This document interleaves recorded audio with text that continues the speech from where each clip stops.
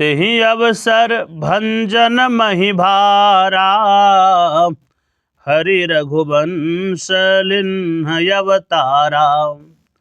पिता बचन तजि राज उदासी, दंडक बन विचरत अविनाशी। उन्हीं दिनों पृथ्वी का भार उतारने के लिए श्री हरि ने रघुकुल में अवतार लिया था।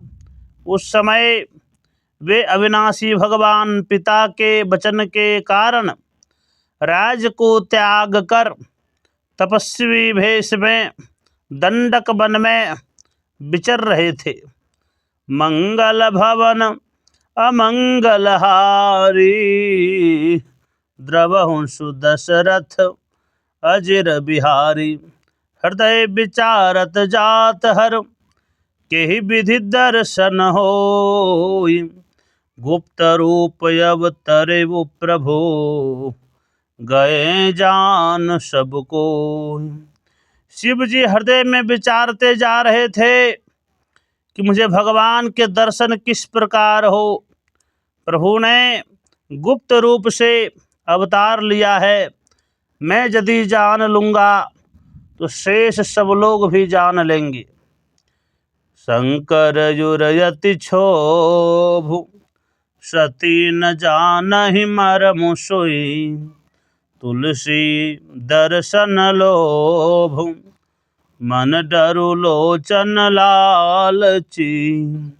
मंगल भावन अमंगल हारी, द्रवहु सुदशरथ अजिर बिहारी। शंकर जी के हृदय में इस बात को लेकर बड़ी खलबली मच रही थी, परंतु पार्वती जी इस भेद को नहीं जानती थी। तुलसीदास जी कहते हैं कि शिव जी के मन में भेद खुलने का डर था, परंतु दर्शन के लोभ से उनके नेत्र ललचा रहे थे। रावण मरन मनुज कर जाचा, प्रभु विधि बचनु किन्ह चह साचा। जो नहीं जाऊं रही पछितावा, करत विचारु न बनत बनावा।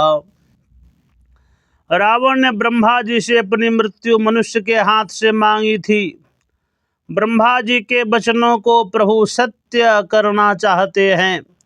यदि मैं उसके पास नहीं जाता हूँ तो बड़ा पछतावा रह जाएगा।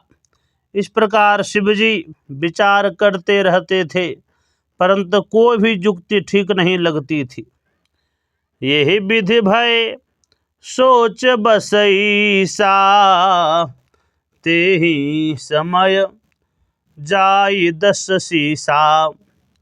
लीन्ह नीच मारी चहि संगा, भयउ तुरत सोई कपट कुरंगा।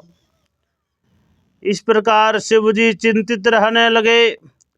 उसी समय रावण ने जाकर मारीच को साथ लिया और मारीच तुरंत कपट मृग बन गया।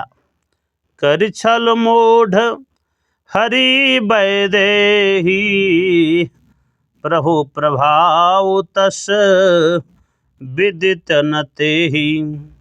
मृग बधि बंधु सहित हरि आए, आश्रम देखी नयन जल छाए।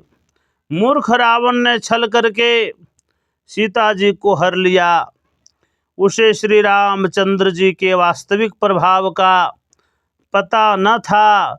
मृग को मारकर भाई लक्ष्मण सहित श्री हरि आश्रम में आए और वहाँ सीता जी को ना पाकर उनके नेत्रों में आंसू भरे आए।